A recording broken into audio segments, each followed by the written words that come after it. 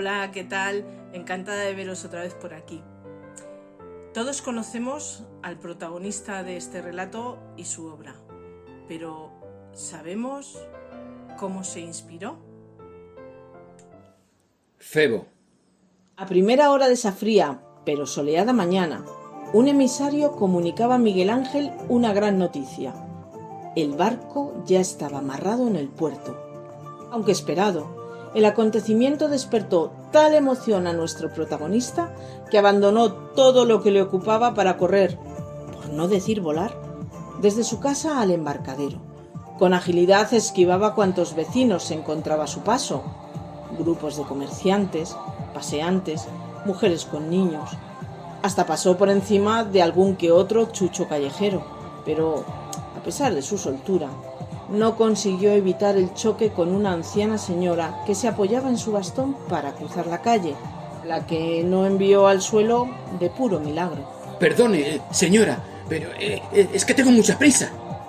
Se disculpó sonriente mientras recogía el báculo que a la sorprendida mujer se le había caído por el susto. ¡Tunante! ¡Casi me caigo por culpa tuya! Le recriminó ella, vara en alto, al ver su cara de felicidad. Nada de lo que pasara ese día podría cambiarle su buen humor y se olvidó de la vetusta fémina al instante sin mirar atrás. Cuando cruzaba el Ponte Vecchio, se terminaba de colocar la chaqueta y se calaba el sombrero. Al aterrizar en la dársena, ya lo esperaban todos para el desembarco del gigante. Le habían concedido un importante y decisivo encargo tras competir con varios oponentes. Ya contaba con el respeto y con el prestigio de Roma y del Vaticano desde que había presentado su Piedad, y deseaba triunfar de igual forma en Florencia, ciudad en la que vivían los mecenas de los artistas más reconocidos del país. El sillar de mármol que transportaba la nao contaba con 18 pies de alto y pesaba más de 250 quintales. Amarrado por varios puntos con gruesas sogas, unos enormes artilugios, a modo de poleas con contrapesos y decenas de estibadores iniciaban, bajo su supervisión y con gran esfuerzo, las labores de descarga. ¡Tenga mucho cuidado! El bloque ya está demasiado mancillado. Debe llegar sin más mellas a mi estudio. Muy inquieto, les daba órdenes a los operarios que realizaban las laboriosas maniobras de salida de la magnífica masa. Sabía que los daños que presentaba la piedra eran severos y diversos. Mejor que el gigante, deberían haberla bautizado la Indomable, porque varios escultores habían tratado de descubrir su alma antes que él, y todos habían fracasado. Sabía que cada pedazo de mármol paría una única escultura. Estaba seguro de que no todos los escultores eran capaces de escudriñar en su interior.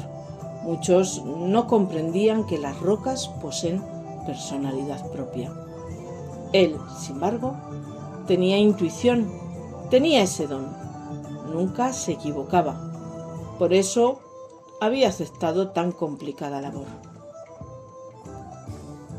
La ópera del Duomo había encargado una escultura con un motivo bíblico para la Catedral de Santa María del Fiore.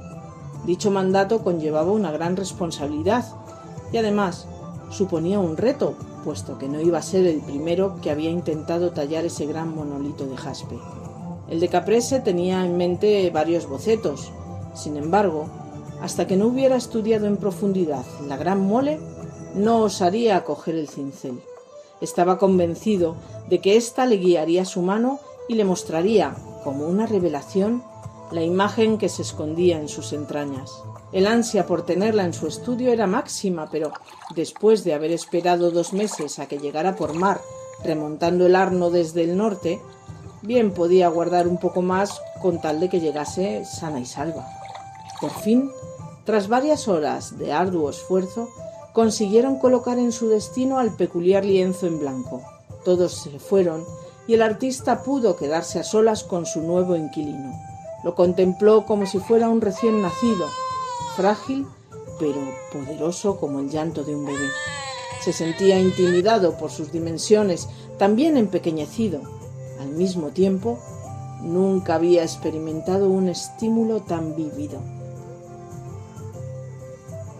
Mientras cerraba los ojos, pegaba su oreja al mármol, como si escuchara latir su corazón de piedra. Su mano acariciaba la fría superficie. Pasó un rato de esa guisa y, de repente, algo parecido a una chispa de electricidad penetró desde sus dedos hasta la mitad de su brazo. Habían establecido conexión. Siempre que comenzaba una obra nueva, exploraba la materia prima con el objetivo de conocer cada veta, cada defecto, cada hendidura, cada herida. Se aprendía de memoria su volumen y sus formas. Estaba convencido de que no era él quien decidía qué esculpir, sino que eran los cantos en bruto los que definían lo que en estos debía detallar, y esta no iba a ser la excepción. Una vez establecido ese vínculo, una vez que sentía que la piedra confiaba en él, todo debería ser más fácil. Se instalaría en su nave hasta tener terminada su obra.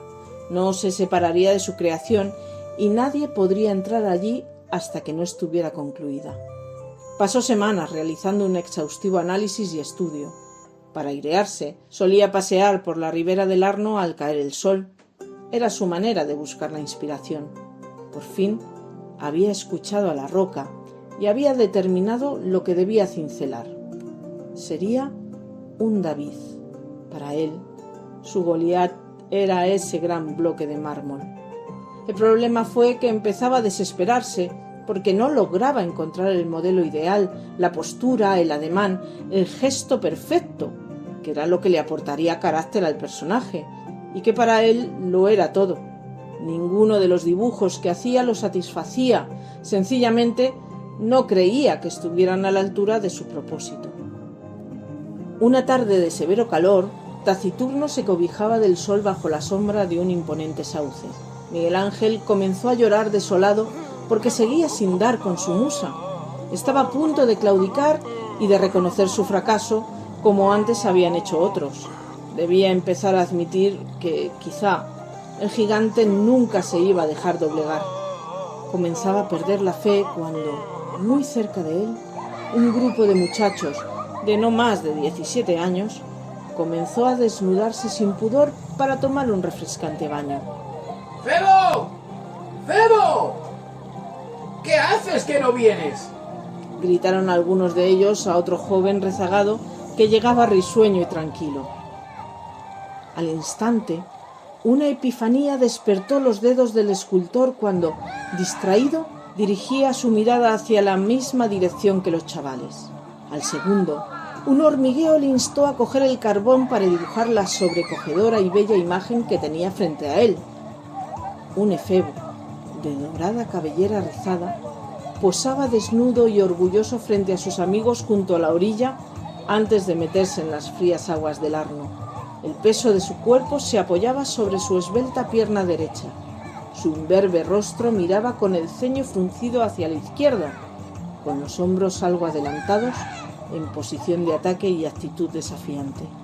Su torso, definido y fibroso, mostraba un cuerpo ágil y apetecible. Miguel Ángel creyó, ingenuo, que se exhibía para él. ¡Perfecto! ¡Sí! ¡Sí! ¡Es perfecto!, exclamó extasiado mientras terminaba su boceto y a la vez admiraba la belleza del mozo.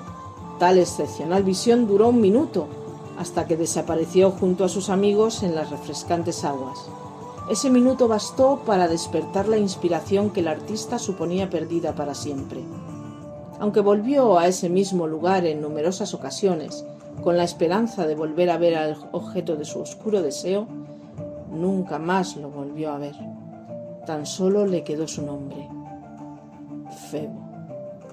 El escultor tardó más de 2 años en terminar y en mostrar su creación al mundo. Por su gran tamaño, no se pudo colocar en la catedral, sino en la Piazza de la Signoria. Los florentinos lo admiraron tal como esperaba su creador, pero además erigieron y adoptaron a la efigie como el símbolo de la victoria del pueblo sobre la hegemonía de los Medici. Miguel Ángel, a pesar de que estaba muy orgulloso de su obra, se mantenía ajeno a tal deslumbramiento y al agradecimiento de la ciudad de Florencia por ese magnífico presente. En realidad, a él le bastaba con deleitarse contemplando el rostro de su David, que no era otro que el de aquel muchacho al que jamás había vuelto a ver, al que nunca dejaría de amar y el que lo había inspirado para crear, según muchos, su mejor y más grandioso trabajo.